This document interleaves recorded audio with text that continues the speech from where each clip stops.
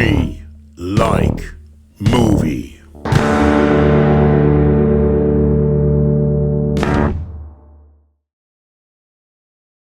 Hey, what's going on? Welcome to another edition of Me Like Not Like. Today's April 26th, 2025. I am Giuseppe, and I like movies. I do. I like going to the movies. I saw a movie last week called Sinners. Movie written and directed by Ryan Coogler, who also did the Black Panther. He did Creed. And Sinners stars Michael B. Jordan, who is also in the Black Panther, Creed, played Adonis Creed, son of Apollo Creed from the Rocky movies. And I gotta say, I thought Creed and Creed 2 were amazing additions to the whole Rocky saga. You know, you had Sylvester Stallone as Rocky in both of those movies. And part 3 I didn't like as much, and it didn't really have anything to do with Sylvester Stallone not being there. Just wasn't as good. But 1 and 2 I thought were fantastic. Part 3 was good. It just wasn't that good. It wasn't as good as Creed and Creed 2. Just leave it at that. But Michael B. Jordan's in it, in Sinners. He plays 2 characters. He plays a set of twins named Smoke and Stack. Get it? Smokestack. And they've been away for a long time from their hometown in Mississippi in the 1930s. And they've been away in Chicago. Now, when they left, they told everybody that they were going to run with Al Capone. Spoiler alert, they never mentioned whether or not that's where they were, but they came back with fat stacks of cash to be able to open up their own nightclub, which they called a juke joint. Now, when they come back, they hook up with their cousin, their young cousin, Sammy, played by Miles Caden, who is an actual musician. He's their younger cousin that wants to become like a blues musician, which, you know, he is a blues musician, but he wants to make that his life. And his father, being a preacher, his preacher father, of course, is against it. Wants him to spend more time in church, as any father who is a preacher would want for their son. Now, throughout this whole movie, you know, you also got Delroy Lindo, which I'll always point him out as, you know, the guy from Romeo Must Die. No offense, I mean, like I know he's in a lot of other movies. I just always think of Romeo Must Die. I actually really like that movie. You also have Haley Steinfeld. She was also in Pitch Perfect 2 and 3, Bumblebee. A lot of stuff. She's been in a lot of stuff, especially more recently. So the twin brothers come back to town. Everybody's like, you know, they see them, you know, they knew who they were. They know who they are. You know, they're well known, and people know them for what they will do if you know, screw around on them. Basically put a gunshot in your ass if you fuck with any of their shit. So, you know, throughout the movie, you know, they're trying to get things together to open up this juke joint, and they run into some friends. You know, they run into their buddy, played by Delroy Lindo. You know, drunk man sitting on a curb, playing his harmonica. Says, "Why don't you come down tonight? Play for us. Play some music." You know, hands him a bottle of beer, Irish beer, something he had never had. One of the greatest things he ever tasted. He's like, "I'll be there." And the music, you know, the music throughout the movie was really good. A lot of cool sequences, including the music. You know, I'm a musician myself. I mean, some people say that I'm not because I'm just a bass player. But, you know, good music's good music. Like, I've seen movies that I didn't like that had great soundtracks. I own soundtracks, scores, if you will, to movies that I didn't like because I thought the music in the movie was that good. So they come to town with all this money. They buy this place. They buy this like old beat up barn looking place and the land around it from an old white guy. You know, he's busting their chops, and they're like, "Listen, man, here's your money. Give us the place. Get the fuck out. Don't ever come back. You're not welcome here. Once you walk off this property, you're not welcome here.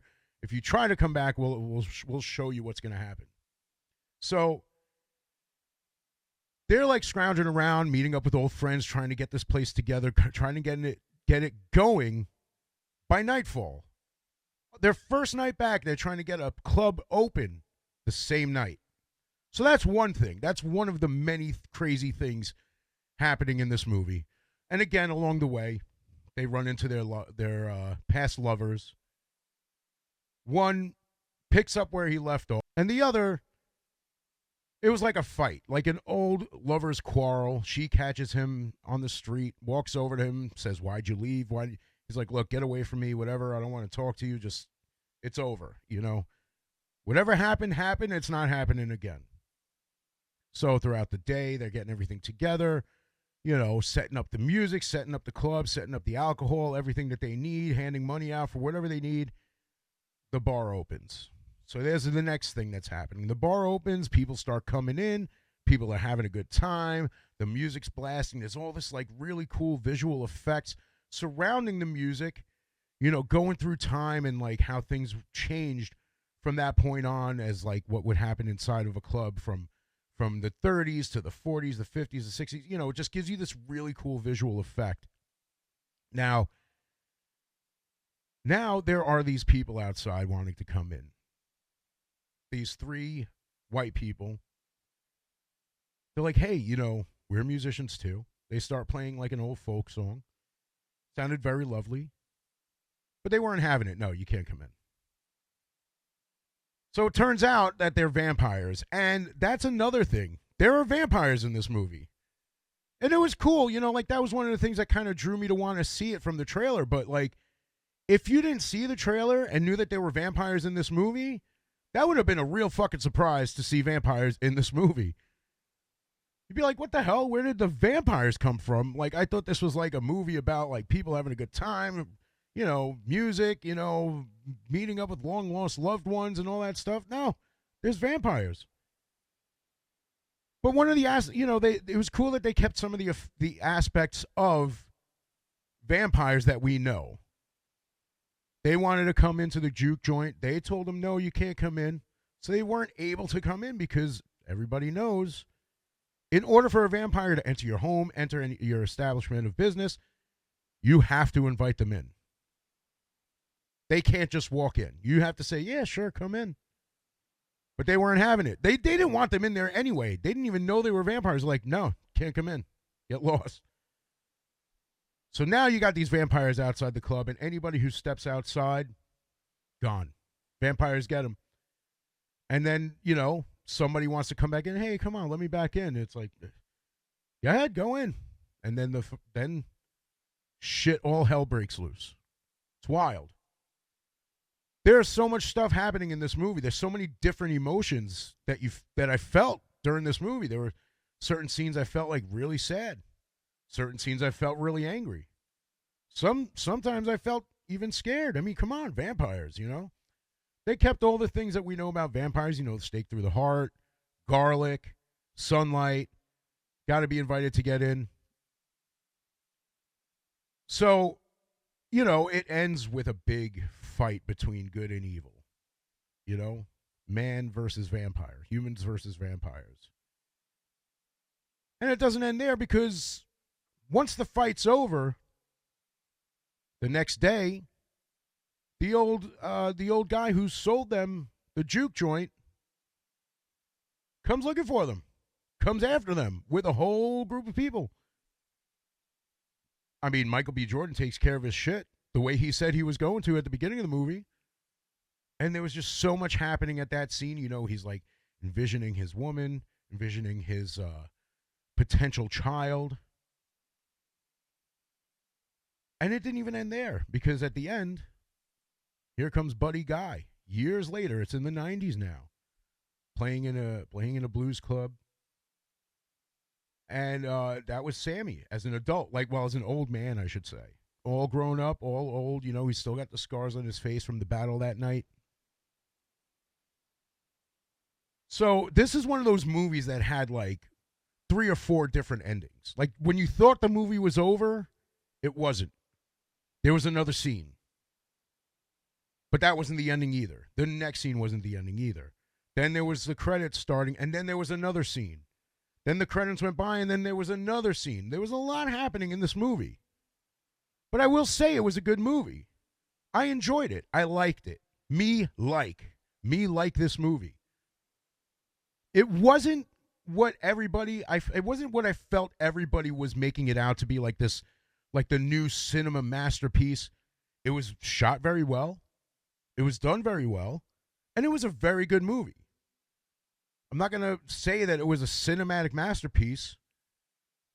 It was very cinematic, but I really did enjoy it. I thought it was a good movie. I would suggest it. I would recommend going to see it, or even waiting till it comes out on the streaming sites, because I'm going to watch it again when it does. I would watch it again. Because like I said, there was so much happening during this movie, I felt like maybe I might have missed something.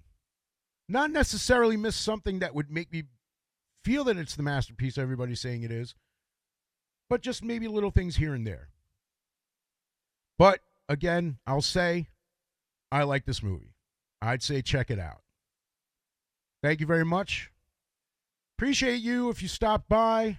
Have a great night. And check out Sinners when you get a chance. Peace. Share, subscribe.